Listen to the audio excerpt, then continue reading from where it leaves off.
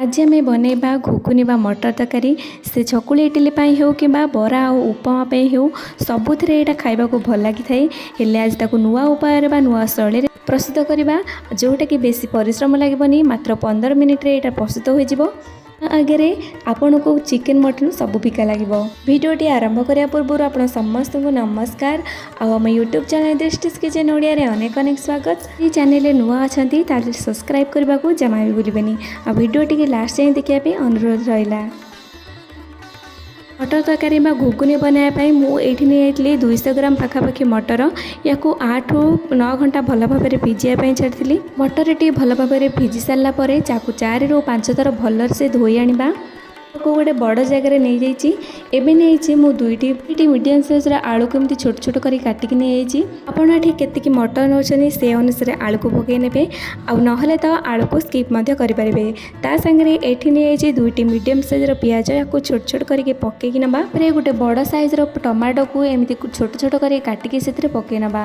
आड करिया गोटे चामच अदा रसुण छेचा मुझे पेस्ट करनी अदा रसुण को एमती छेचिक नहीं। गोटे कंचा लंका को ये राग थिला आपण केते राग खाउछनी से अनुसार ही नेबे। तापर एठी ऐड करना स्वाद अनुसार लुण और गोटे चामच पाखापाखि हलदी। गिनारे मुझे गोटे छोट चामच जीरा गुंड से चामच रे मापिकी मु धनिया गुंड और काश्मीरी लंका गुंड मत मापिकी नहीं। लास्ट रे ऐड करना हाफ चामच चिकेन मसला और हाफ चामच गरम मसला को पकई नवा। आपण चिकेन मसला जगह मटन मसला कि सब्जी मसला मत पकई पारे। कौन करना सब मसला मसली सहित मटर और आलू को भल भाव में गोले नवा।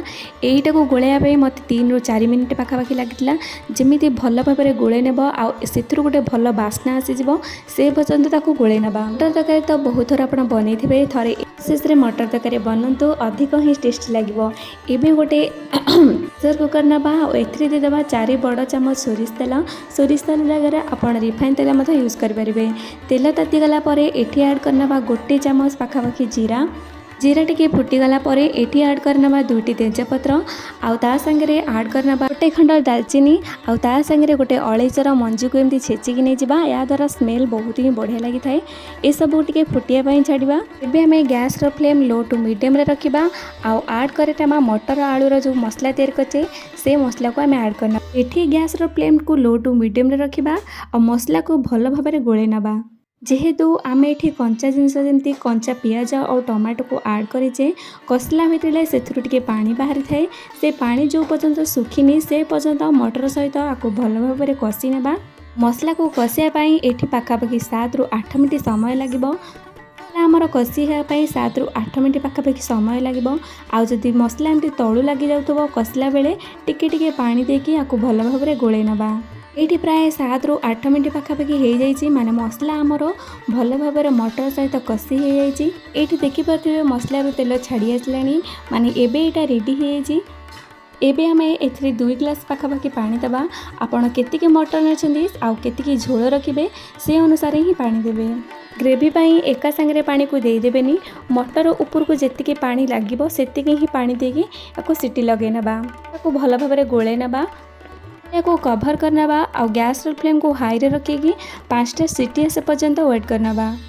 केमितिका मटर नहीं से अनुसार सीटी को लगे ने। ये देखिपे आम 5टा सीटी हो जाए। एवं ढाकुणी काढ़ा देख केते बढ़िया से कलर आसी जाइए। ये पानी को दबा दरकार नहीं। देखिपे मटर आमर केते बढ़िया से सीझी जाइए। गोटा गोटा मटर ही अच्छी एका सांगे फिटी जाएनी। ऐड करना धनिया पत्र। एबे आमर रेडी हो गरमा गरम घुगुनी। आज भिडियोटी आपको भल लगी थाए भिडियोटी को लाइक करने।